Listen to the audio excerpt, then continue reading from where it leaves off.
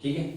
Coulomb के नियम के अंदर अगर बात करें तो अपने पहले एक चीज पता होनी चाहिए, किसी चीज का केंद्र, जैसे अपने बात करते हैं द्रव्यमान केंद्र की, तो द्रव्यमान केंद्र का मतलब अपने अच्छी तरीके से जानते हैं भी एक किसी भी वस्तु या निकाय का एक ऐसा बिंदु जहां पर उसका संपूर्ण द्रव्यमान केंद्रित माना जा सके, ठीक है, यानी उसके पूरे का पूरा द्रव्यमान उसी बिंदु पर स्थित हो, ठीक है। उसी तरीके से एक होता है आवेश का केंद्र। आवेश के केंद्र का मतलब ये है भी अगर कोई बड़ा निकाय है, ठीक है, अगर कोई बड़ा निकाय है तो उस संपूर्ण निकाय का आवेश किसी भी एक बिंदु पर माना जा सकता है, और जब जिस बिंदु पर उस वस्तु का संपूर्ण आवेश माना जा सकता है उसे बोलते हैं उसका आवेश का केंद्र, ठीक है।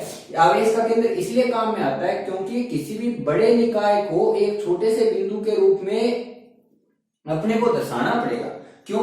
क्योंकि जो कूलाम का नियम है, कूलाम के नियम के अंदर एक चीज ये है कि कूलाम का नियम सिर्फ और सिर्फ बिंदु आवेशों के लिए मान्य है। बिंदु आवेशों का मतलब ये है भी ऐसे आवेश जो बहुत ही बिंदुवत, यानी जिसके आकार को अपने एकदम क्या मान सके, नगण्य। इसलिए अगर कोई बड़ी वस्तु है जो अपना कुछ आयतन रख रही है तो उस पर अपने सीधे कूलाम का नियम नहीं लगा सकते। उसके लिए पहले उसका संपूर्ण जो आवेश है वो किसी न किसी एक बिंदु पर केंद्रित मानना पड़ेगा, ठीक है। इसे यहाँ पे अपने बात आएगी आवेश के केंद्र की। आवेश केंद्र का मतलब ये है कि ऐसा बिंदु जिस पर वस्तु का संपूर्ण आवेश केंद्रित माना जा सके, ठीक है।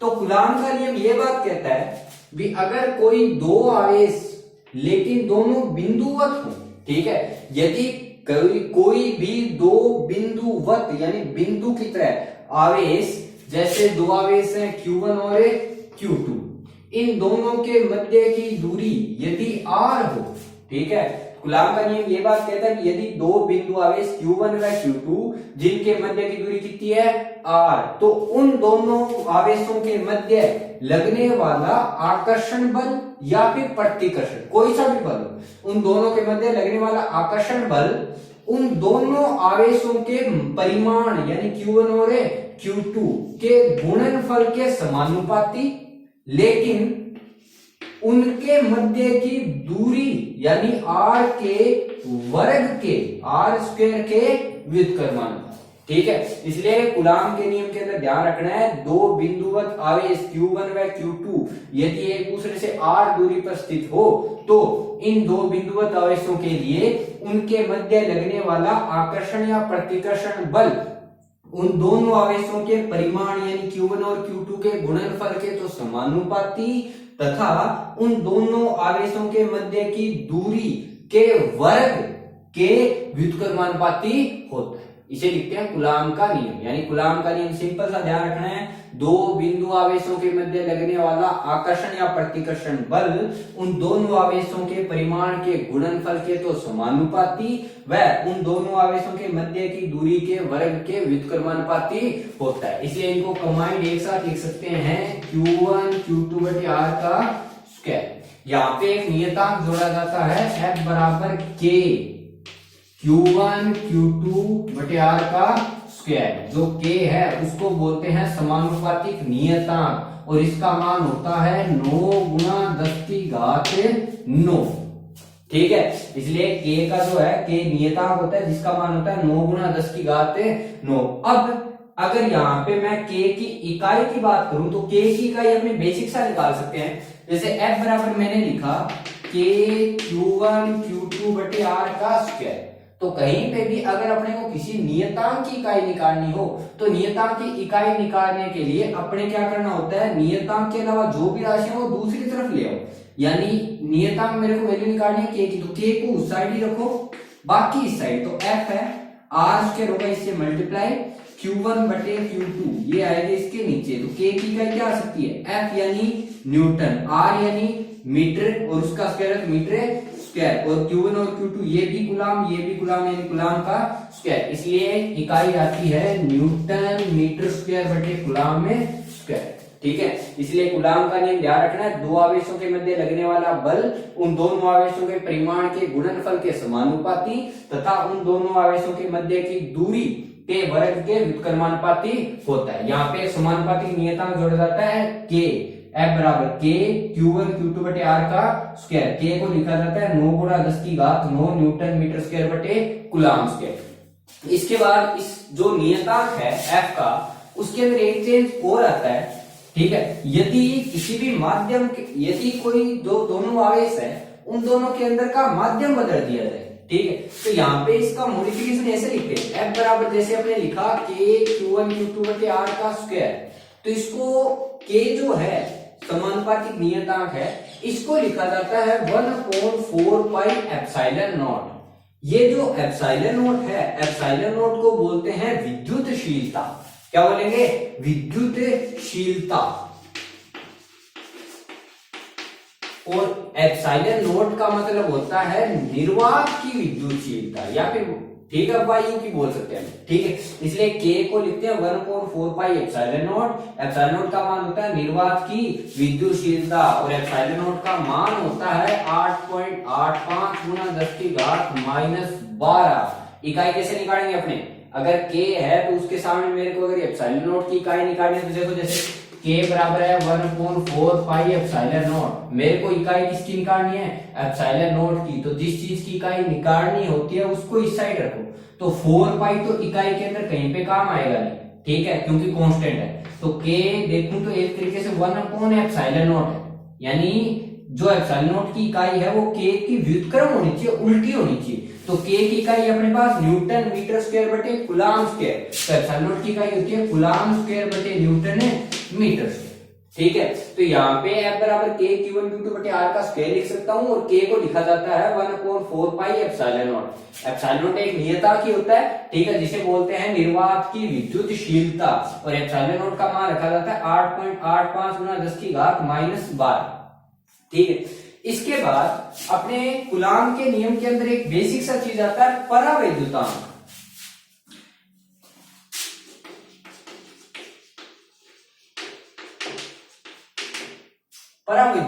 परावैद्युतांक का मतलब होता है भी कहीं पे भी, जैसे दो आवेश है, एक आवेश है Q1, एक आवेश है Q2, दोनों बिंदुगत आवेश हैं और इन दोनों के मध्य की दूरी R है, तो परावैद्युतांक जिसको लिखते हैं अपने एप्सिलॉन R से, इसके अलग अलग नाम भी है, इसे बोलते हैं आपेक्षिक विद्युतशीलता भी बोलते हैं इसको, ठीक है। परावैद्युतांक बोल सकते हैं या फिर आपेक्षिक विद्युतशीलता। एक चीज ध्यान रखना, दो शब्द होते हैं, एक होता है परावैद्युत और एक होता है परावैद्युतांक। परावैद्युत का मतलब होता है कुचालक पदार्थ, यानी जिसके अंदर आवेश का प्रवाह न हो, जो कुचालक पदार्थ होते हैं, कुचालक पदार्थ को बोलते हैं परावैद्युत, और परावैद्युतांक को लिखते हैं एप्सिलॉन R, या फिर इसको बोलते हैं आपेक्षिक विद्युतशीलता, ठीक है। तो ये जो आपेक्षिक परावैद्युतांक है, परावैद्युतांक का निर्धारण तब किया जाता है जब ये जो Q1 और Q2 है, इनके मध्य की जो ये दूरी है, ये जो खाली भाग है, अगर इस भाग में वायु है तब तो अपने बात करते हैं सिर्फ एप्सिलॉन नॉट की या फिर निर्वात तक।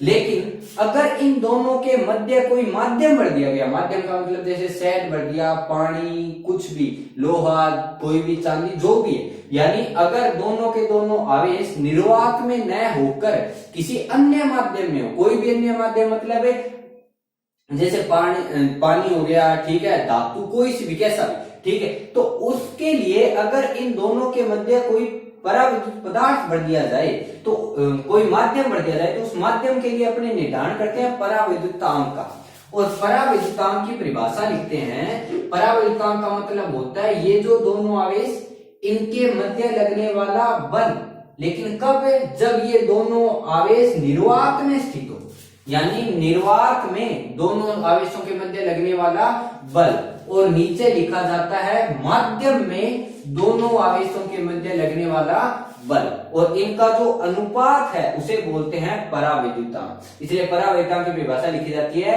दो बिंदु आवेशों के मध्य निर्वात में लगने वाले बल व उन्हीं दो आवेशों के मध्य माध्यम में लगने वाले बलों का अनुपात क्या कहलाता है?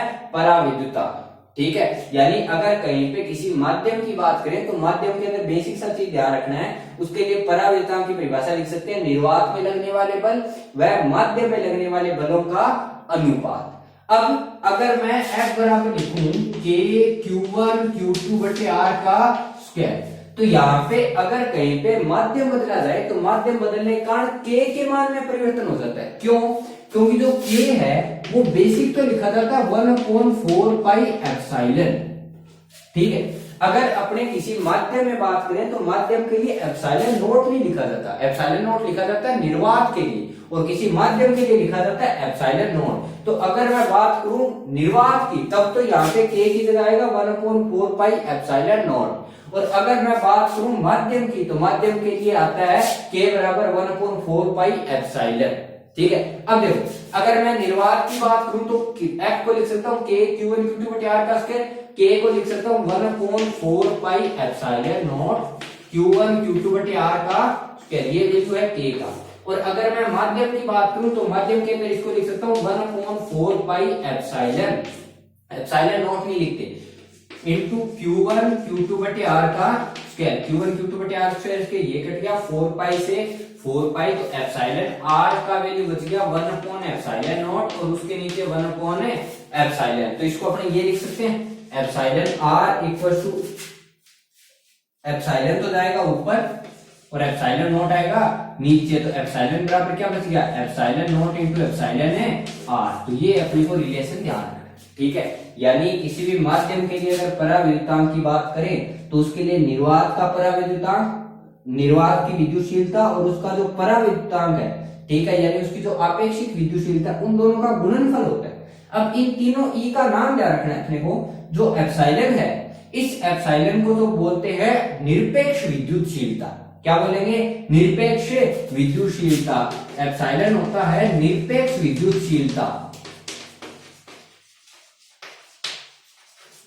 अगर बात करें एप्सिलॉन नॉट की तो ये होती है निर्वात की विद्युतशीलता, और अगर बात करें एप्सिलॉन आर की तो इसे बोल सकते हैं पराविद्युतांक या फिर बोलते हैं आपेक्षिक विद्युतशीलता। ठीक है, इन तीनों के नाम ध्यान रखने अपने को।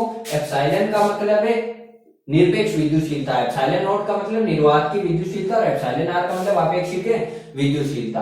एप्सिलॉन आर का निर्धारण किया जाता है किसी माध्यम के लिए, यानी कहीं भी अगर दोनों आवेशों के मध्य निर्वात है तब तो के को लिखते हैं 1/4 पाई एप्सिलॉन नॉट। लेकिन अगर दो आवेशों के मध्य कोई माध्यम आ गया, ठीक है, चाहे कैसा भी माध्यम हो, ठीक है, वहां पे लिखा जाता है उसको 1/4 पाई एप्सिलॉन, और एप्सिलॉन को लिखा जा सकता है एप्सिलॉन नॉट गुणा एप्सिलॉन है आर। एप्सिलॉन आर के अपने को 3 बेसिक मान ध्यान रखने। एप्सिलॉन आर का मान वायु के लिए होता है 1, एप्सिलॉन आर का मान पानी के लिए, आशुद्ध जल के लिए होता है 80, और एप्सिलॉन आर का मान किसी भी धातु, यानी चाहे तांबा हो चाहे पीतल कुछ भी हो, ठीक है, कोई भी अगर धातु है तो धातु के लिए एप्सिलॉन आर का मान माना जाता है अनंत। एप्सिलॉन आर का मान ध्यान रखना है अपने को। एप्सिलॉन आर का मान वायु के लिए 1, एप्सिलॉन आर का मान निर्वात या वायु दोनों के लिए 1 लिखा जाता है, और अगर जल के लिए बात करें तो जल के लिए होता है 80, और अगर बात करें किसी भी धातु के लिए तो धातु के लिए एप्सिलॉन आर का मान लिखा जाता है अनंत। ठीक है, यानी अपने को अगर कहीं पे दो आवेशों के मध्य निर्वात है तब तो लिखेंगे 1/4 पाई एप्सिलॉन नॉट, और अगर दो आवेशों के मध्य कोई माध्यम है तब उसे लिखा जाता है 1/4 पाई एप्सिलॉन। ठीक है, अब यहां पे आता है कूलाम के नियम का सदिश रूप। कूलाम के नियम का अगर सदिश रूप की बात करें अपने, तो सदिश रूप का मतलब ये होता है कि किसी भी चीज को अगर सदिश बनाना है तो सदिश के लिए अपने पास 3 चीजें होनी चाहिए। एक तो होना चाहिए उसका परिमाण, यानी उसका मान कितना है, एक होनी चाहिए उसकी इकाई, ठीक है, और एक होनी चाहिए उसकी दिशा। यानी सबसे जरूरी होती है सदिश के लिए उसकी दिशा, यानी किसी भी राशि को अगर अपने को कोई सदिश बनाना है तो उस राशि को सदिश बनाने के लिए सबसे जरूरी है कि उसको एक दिशा का, उसके लिए एक दिशा का निर्धारण किया जाना चाहिए। ठीक है, तो उस दिशा का निर्धारण हमेशा किया जाता है इकाई सदिश से। दिशा का निर्धारण हमेशा किया जाता है इकाई सदिश से। जैसे ए है, अगर मेरे को इसका इकाई सदिश लिखना है तो ए के ऊपर कैप लगाते हैं। ठीक है, तो अगर मैं बात करूं किसी भी सदिश को, अगर कोई राशि को सदिश बनाना है तो सदिश बनाने के लिए अपने काम में लेंगे इकाई सदिश, जिसे लिखते हैं कोई भी सदिश और उसके ऊपर कैप लगा के। ठीक है, और इकाई सदिश का परिमाण हमेशा कितना होता है? ए। यानी अगर जो a है वो एक इकाई सदिश है तो उसका जो परिमाण होगा वो कितना होता है a। ठीक है, तो अगर अपने को कहीं पे भी इकाई सदिश किसी चीज का अगर मेरे को कोई भी सदिश बनाना है तो सदिश बनाने के लिए मेरे को उसकी दिशा देनी पड़ेगी, और दिशा देने के लिए सबसे ज्यादा जरूरी होता है उसका इकाई सदिश, यानी दिशा का निर्धारण किया जाता है किसके द्वारा, इकाई सदिश के द्वारा।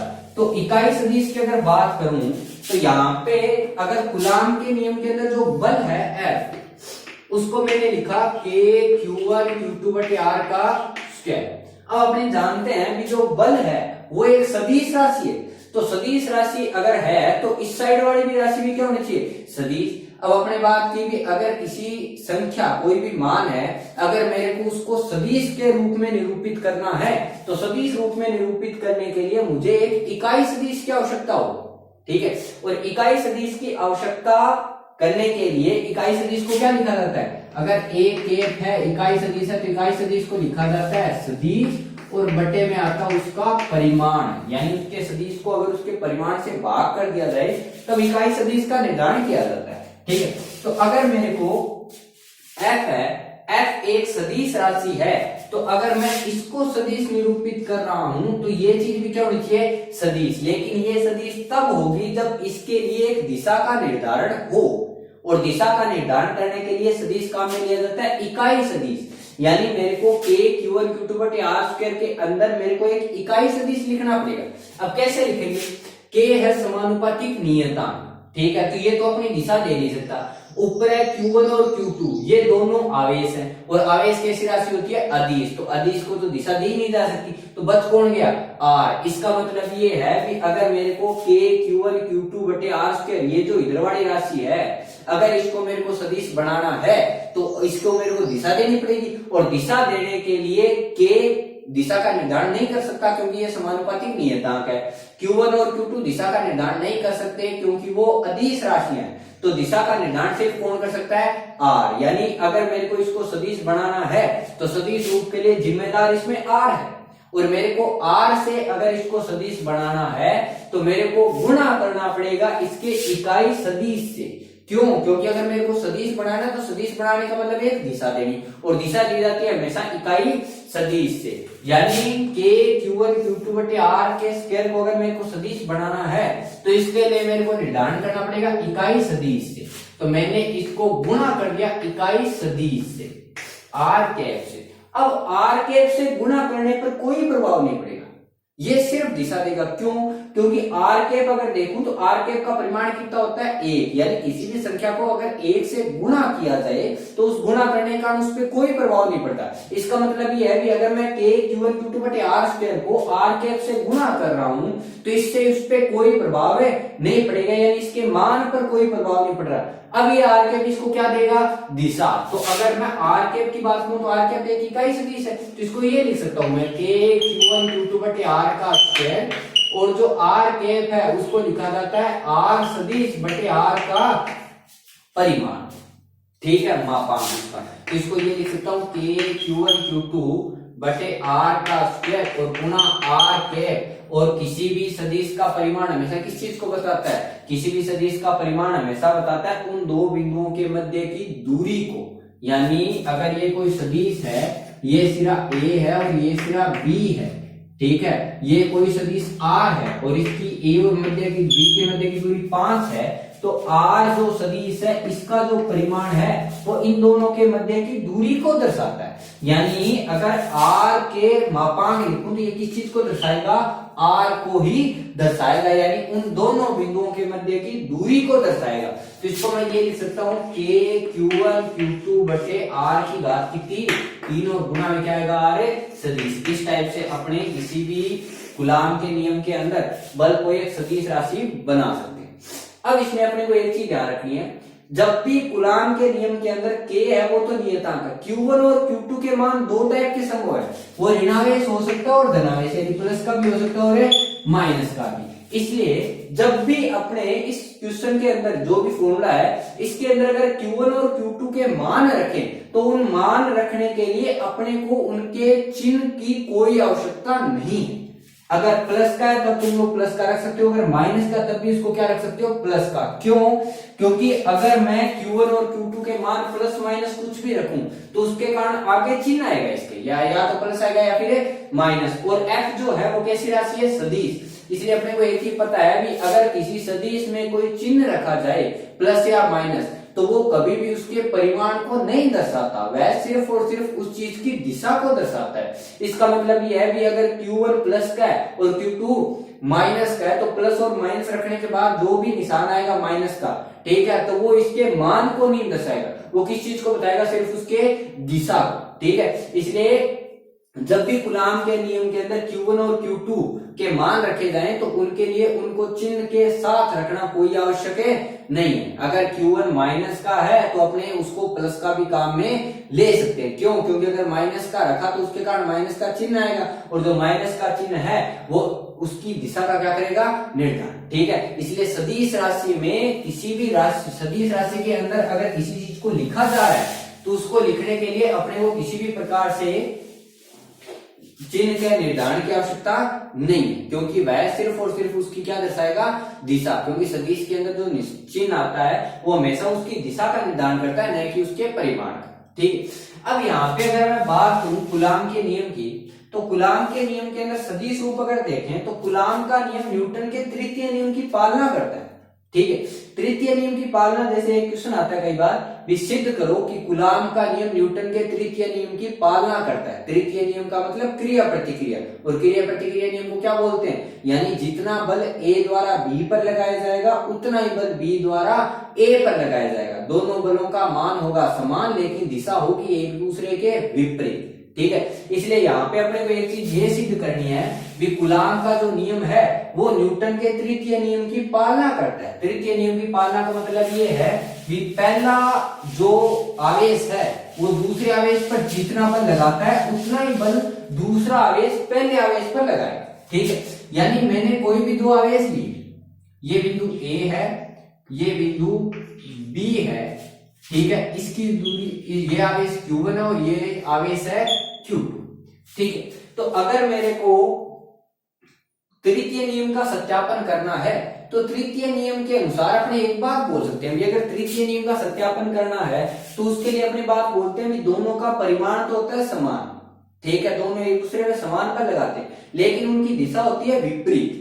इसका मतलब यह है कि अगर मेरे को न्यूटन का तृतीय नियम का सत्यापन करना है तो मेरे को कूलाम के नियम का सामान्य रूप काम में न लेकर उसकी जगह मुझे उसका सदिश रूप काम में लेना पड़ेगा। ठीक है, क्योंकि मेरे को यहाँ पे दिशा भी दिखानी है कि दोनों बल एक दूसरे क्या कर रहे हैं, विपरीत। ठीक है, अब दोनों आवेशों को मैंने कैसा भी ले लिया, ये भी प्लस ले लिया और ये भी ले लिया प्लस, प्लस माइनस कैसा भी ले सकते हैं। तो अगर मेरे को दिशा का निर्धारण करना पड़ेगा तो दिशा के निर्धारण के लिए मुझे क्या लिखने पड़ेंगे, सदिश। इसलिए मैंने यहाँ पे दो बिंदु माने, कोई भी, तो ये जो आवेश A है इसका स्थिति सदिश मैंने मान लिया भी R1 है। ठीक है, यानी R1 किसकी स्थिति को निरूपित है कर। Q2 अगर देखूं तो Q2 को अपने ये मान लिया भी जो Q2 है वो स्थिति सदिश है किसका, R2 का। ठीक है, और इन दोनों के मध्य की जो दूरी है वो कितनी है, R, यानी R1 में 2 या R21 कैसे भी लिखें तो इनके मध्य की दूरी मैंने मान ली R। ठीक है, दिशा आपने उसकी बाद में लिखा है। तो अगर यहां पे बात करूं मैं बल की तो कूलाम का नियम ये बात कहता है कि दोनों आवेशों के मध्य लगने वाला जो बल है, ठीक है, वो K Q1 Q2 बटे R के स्क्वायर के बराबर होता है। और अगर मैं सदिश रूप में लिखूं तो सदिश रूप में लिखा जाएगा K Q1 Q2 बटे R की घात 3 और गुणा में आएगा R सदिश। ठीक, अब यहाँ पे अपने को ये दर्शाना है कि अगर न्यूटन का तृतीय नियम दर्शाना तो न्यूटन के तृतीय नियम के अकॉर्डिंग 1 पर 2 के कारण बल और 2 पर 1 के कारण बल जो लगेगा उन दोनों बलों के मान तो होने चाहिए बराबर लेकिन दिशा होनी चाहिए विपरीत। इसलिए यहाँ पे अगर मैं K Q1 Q2 की बात करूं तो मैंने लिखा F1 2 F12 का मतलब एक नंबर आवेश पर 2 नंबर के कारण लगने वाला बल, इसलिए लिखेंगे F12 यानी Q1 आवेश पर Q2 के कारण लगने वाला बल, तो उसे लिखा K Q1 Q2 बटे। अब देखो मैंने लिखा भी F1 नंबर पर बल किसके कारण है, 2 नंबर के कारण। ये जो R है वो इन दोनों के मध्य की दूरी को ही तो दर्शा रहा है, यानी 1 और 2 के मध्य की दूरी है। अब इसका सिर्फ परिमाण ही तो है, तो इसको चाहे मैं R12 लिखूं चाहे R21, उससे कोई प्रभाव नहीं पड़ेगा, ठीक है। अब यहां पे मेरे को ये सदिश लिखना है, इस सदिश को कैसे लिखेंगे, देखो अगर F12 है तो बल देखना है 1 नंबर पर और किसके कारण है, 2 के कारण, यानी बल रहा इस पे और देखना है इसके कारण। तो अगर मैं इस पर बल देखूं तो ये Q1 प्लस का और ये भी Q2 प्लस का, तो अगर ये दोनों प्लस के हैं तो वो इसको क्या करेगा, प्रतिकर्षित। तो प्रतिकर्षित करने का मतलब ये इसको दूर धक्का देगा ऐसे, ठीक है। तो अगर इस तरफ धक्का देगा तो 1 नंबर पर बल किसके कारण है, 2 के कारण, तो मैंने लिखा R12, ठीक है। अब अगर मैं बात करूं F21 की, यानी 2 नंबर पर बल किसके कारण, 1 नंबर के कारण, तो उसको लिख सकता हूं K Q1 Q2। इसके मान में तो कोई प्रभाव नहीं पड़ेगा क्योंकि ये तो इन दोनों के मध्य की क्या बता रहा है, दूरी, यानी A से B जाओ चाहे B से A जाओ, दोनों के मध्य की दूरी में कोई परिवर्तन नहीं होगा। ये रहेगा R12 की घात कितनी, 3। लेकिन ये जो सदिश है इसके दिशा में जरूर परिवर्तन होगा। पहले 1 नंबर पर कौन बल लगा रहा था, 2 नंबर, अब 2 नंबर पर कौन बल लगाएगा, 1 नंबर, ठीक है। क्योंकि बात करें 2 नंबर पर लगने वाले बल किसके कारण है, 1 नंबर। अब अपने को ये पता है भी अगर मैं AB सदिश लिखूं तो AB सदिश का मतलब है A से B की ओर गति करना। अगर मैं बात करूं BA की तो B से A की ओर गति करना। तो अपने को ये पता है कि अगर इन दोनों के स्थान बदल दिए जाए तो उसकी दिशा भी क्या हो जाती है, बदल जाती है। और दिशा बदलने का मतलब आगे निशान किसका आ जाता है, माइनस का, यानी AB इक्वल्स टू माइनस का भी लिखते हैं। तो यहाँ पे अगर मैं नीचे वाले की बात करूं F21 की, तो F21 को लिख सकता हूं K Q1 Q2 बटे R का स्क्वायर, सॉरी R की क्यूब R12, और गुणा में जो R21 है उसको लिखा जा सकता है माइनस का R12, ठीक है। R21 का मतलब 2 से 1 की ओर गति, और अगर R12 की बात करूं तो 1 से 2 की ओर गति, तो 2 से 1 की ओर गति और 1 से 2 की ओर गति दोनों एक दूसरे के विपरीत है, इसलिए आगे चिन्ह किसका लगाया जा सकता है, माइनस का। तो इसको लिखा जा सकता है F21 जो सदिश रूप है उसको लिख सकता हूं K Q1 Q2 बटे R12 की घात 3, आगे निशान माइनस का, तो अंदर कितना बच गया, R12 सदिश। तो अगर मैं इस पूरी राशि को देखूं K Q1 Q2 बटे R12 की घात 3 और R12, तो ये F12 को निरूपित कर रहा है ये पूरा। तो इसको मैं ये लिख सकता हूँ F21 इक्वल्स टू माइनस का F12। तो ये इस चीज को दर्शा रहा है कि जितना बल 2 नंबर पर 1 लगाएगा उतना ही बल 1 नंबर पर कौन लगाएगा, 2। उनका परिमाण तो समान है लेकिन आगे निशान माइनस का आने का मतलब इन दोनों के जो दिशा है वो एक दूसरे क्या है, विपरीत, ठीक है। इसलिए कूलाम के नियम के अंदर अपने को बेसिक थोड़ी चीजें ध्यान रखनी है। पहली चीज भी ये जो इसका जो मान है वो दोनों आवेशों के गुणनफल के तो समानुपाती, लेकिन उनके मध्य की दूरी के वर्ग के व्युत्क्रमानुपाती। उसके लिए K का निर्धारण किया जाता है जिसे बोलते हैं समानुपातिक नियता, ठीक है। इस समानुपातिक नियता को लिखा जा सकता है 1/4 पाई एप्सिलॉन नॉट। ये तब लिखा जाता है जब क्या हो, निर्वात हो। और एप्सिलॉन नॉट किस चीज को दर्शाता है, निर्वात की विद्युतशीलता।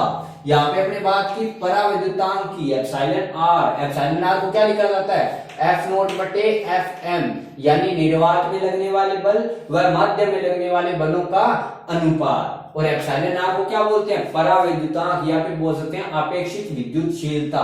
यहाँ पे एप्सिलॉन को क्या लिखा जाता है, एप्सिलॉन को लिखा जाता है एप्सिलॉन नॉट गुणा एप्सिलॉन है आर। और अगर कहीं पे दो आवेशों के मध्य कोई माध्यम आ जाए तो उसके लिए क्या लिखा जाता है, 1/4 पाई एप्सिलॉन। एप्सिलॉन किस चीज को निरूपित करेगा, एप्सिलॉन निरूपित करेगा उसकी निरपेक्ष विद्युतशीलता। इसलिए एप्सिलॉन निरपेक्ष विद्युतशीलता, एप्सिलॉन नॉट माध्यम की विद्युतशीलता और एप्सिलॉन आर पराविद्युतांक या फिर आपेक्षिक विद्युतशीलता। अगर कुलाम की सदिश बनाए, उसको एक दिशा दें, तो दिशा के लिए हमेशा एक इकाई सदिश की आवश्यकता होती है, और इकाई सदिश के लिए गुणा किया जाएगा आर कैप से, ठीक है, क्योंकि के Q1 Q2 जो है वो अदिश राशियां, तो वो तो दिशा का निर्धारण कर नहीं सकती, इसलिए बचता है आर, उसको गुणा किया जाता है आर कैप से। और जो कूलॉम का नियम है वो किन के लिए मान्य है, सिर्फ और सिर्फ बिंदु आवेशों के लिए क्या होता है, मान्य, यानी कूलॉम का नियम बिंदु आवेशों के अतिरिक्त किसी भी प्रकार के आवेशों के लिए मान्य नहीं होता, और ये हमेशा न्यूटन के तृतीय नियम की पालना करता है, यानी जितना बल एक नंबर आवेश 2 पर लगाएगा उतना ही बल 2 नंबर आवेश 1 पर लगाएगा, ठीक है। अब यहाँ पे कुछ एक सीमाएं हैं, तो अगर मैं बात करूं कूलॉम बल की और गुरुत्वाकर्षण बल की, एक तरफ बात करें फिर कूलॉम बल और एक बात करें गुरुत्वाकर्षण बल, तो कूलॉम बल की बात करें तो कूलॉम बल एक चीज ये है, कूलॉम बल और गुरुत्वाकर्षण बल में एक समान देखें तो कूलॉम बल के लिए 2 आवेश होने आवश्यक है, ठीक है, लेकिन गुरुत्वाकर्षण बल के लिए दोनों आवेश होने आवश्यक है नहीं है, उन दोनों के मध्य द्रव्यमान हो सकता है। इनमें एक भिन्नता अपने को ध्यान रखनी है, दोनों एक चीज ये ध्यान रखनी है, दोनों का जो बल है उसको लिख सकता हूं के Q1 Q2 बटे R का स्क्वायर, और ये जो बल है उसको लिखा जाता है G M1 M2 बटे R का स्क्वायर, तो दोनों ही व्युत्क्रम में है, दोनों के व्युत्क्रम का क्या है, वर्ग है, तो इनमें एक समानुपात, एक समानता ये होती है भी कूलॉम बल और गुरुत्वाकर्षण बल दोनों ही व्युत्क्रम वर्ग के नियम की क्या करते हैं, पालना करते हैं, ठीक है, यानी दोनों ही आर स्क्वायर के क्या होते हैं, व्युत्क्रमानुपाती, तो इनकी एक तो ये समानता अपने को ध्यान रखनी है, यानी दोनों जो है वो व्युत्क्रम वर्ग के नियम की क्या करते हैं, पालना, लेकिन दोनों में एक बहुत इंपॉर्टेंट अंतर है, सबसे इंपॉर्टेंट अंतर ये है, कूलॉम जो बल है वो लगता है 2 आवेशों के मध्य, और 2 आवेशों के मध्य अपने 2 बातें दी, अगर प्लस माइनस है तो वो एक दूसरे को क्या करेंगे, आकर्षित, अगर प्लस प्लस है तो एक दूसरे को क्या करेंगे, प्रतिकर्षित, यानी जो कूलॉम बल है उसकी प्रकृति आकर्षण की भी हो सकती है और प्रतिकर्षण की भी, ठीक है, लेकिन अगर मैं गुरुत्वाकर्षण बल की बात करूं तो गुरुत्वाकर्षण का सार्वत्रिक नियम ये बात कहता है 2 द्रव्यमान सदैव एक दूसरे को अपनी ओर आकर्षित करते हैं, यानी वो कभी भी प्रतिकर्षित नहीं करते, इसलिए एक अंतर अपने को ये ध्यान रखना है, कूलॉम बल आकर्षण व प्रतिकर्षण दोनों प्रकृति का हो सकता है, यानी इस कूलॉम बल है वो आकर्षण का भी हो सकता है और प्रतिकर्षण का भी, लेकिन गुरुत्वाकर्षण कभी भी प्रतिकर्षण प्रकृति का नहीं होता, यानी गुरुत्वाकर्षण हमेशा ही 2 वस्तुओं को आपस में क्या करता है, आकर्षित, न कि कभी प्रतिकर्षित, इसलिए ये अंतर अपने को ध्यान रखना है, ठीक है, यानी कूलॉम बल आकर्षण और प्रतिकर्षण दोनों प्रकृति का हो सकता है, लेकिन गुरुत्वाकर्षण बल सदैव कैसी प्रकृति का, आकर्षण। अब कूलॉम नियम के कुछ एक सीमाएं हैं जो अपने को ध्यान रखनी है, कूलॉम नियम एक बात तो ये, कूलॉम नियम हमेशा ही बिंदु आवेशों के लिए मान्य होता है, यानी कूलॉम नियम कहीं भी अगर लगा रहे हैं तो उसके लिए ये जरूरी है कि दोनों के दोनों आवेश बिंदुवत हो, ठीक है, बिंदुवत होने का मतलब है दोनों जो आवेश है उनको एक बिंदु की तरह माना जा सके, ठीक है, यानी अगर पूरा बड़ा निकाय है तो उस पे अपने सीधा कूलॉम का नियम नहीं लगा सकते, पहले उसको अपने बिंदुओं के रूप में तोड़ना पड़ेगा। दूसरा इसका कमी ये है भी अगर 2 आवेश हैं Q1 और Q2, अगर इन दोनों के मध्य की जो दूरी r है, अगर ये दूरी जो r है या तो 10 की घात -15 मीटर के बराबर हो या उससे कम हो, ठीक है, अगर कहीं पे 2 आवेश चाहे प्लस हो माइनस कैसे भी हो बिंदु आवेश हैं, उन दोनों के मध्य की दूरी 10 की घात -15 मीटर हो या उससे कम हो, तो कम की स्थिति में कभी भी कूलॉम का नियम मान्य नहीं होता, ठीक है, क्यों नहीं होता, क्योंकि 10 की घात -15 मीटर का मतलब ये होता है अपने नाभिक के अंदर चले गए, ठीक है, क्योंकि नाभिक का जो आकार माना जाता है वो माना जाता है 10 की घात -15 मीटर, और वहां पे जो प्रोटॉन है वो कभी भी एक दूसरे को प्रतिकर्षित नहीं करते, जबकि कूलॉम का नियम ये बात कहता है कि जो समान प्रकृति के आवेश हैं वो एक दूसरे को क्या करने चाहिए, प्रतिकर्षित, जबकि नाभिक के अंदर ये चीज नहीं होती, इसका मतलब ये है कि जो कूलॉम का नियम है वो सिर्फ नाभिक के बाहर मान्य, यानी जब तक उन दोनों के मध्य की दूरी 10 की घात -15 मीटर या उससे कम है उस स्थिति के अंदर कभी भी कूलाम का नियम मान्य नहीं होगा। इसलिए अपने को दूसरा कमी इसके ये ध्यान रखना है कि कूलाम का नियम केवल तभी मान्य है जब दो आवेशों के मध्य की दूरी 10⁻⁻15 मीटर से अधिक हो। अगर दो आवेशों के मध्य की दूरी 10⁻⁻15 मीटर से कम होती है तो वहां पे कूलाम बल आरोपित नहीं होता, वहां पे एक विशेष प्रकार का बल आता है जिसे बोलते हैं नाभिकीय बल, जिसकी बात करेंगे अपने 15वें पाठ में। ठीक है, तो यहाँ पे अपने को ध्यान रखना है दो कमियां। पहली तो कूलाम का नियम है वो सिर्फ बिंदु आवेशों के लिए मान्य होता है, और दूसरा जो कूलाम का नियम है वो तभी मान्य है जब दो आवेशों के मध्य की दूरी 10⁻⁻15 मीटर से क्या हो, ज्यादा हो। अगर उससे कम है तो उसके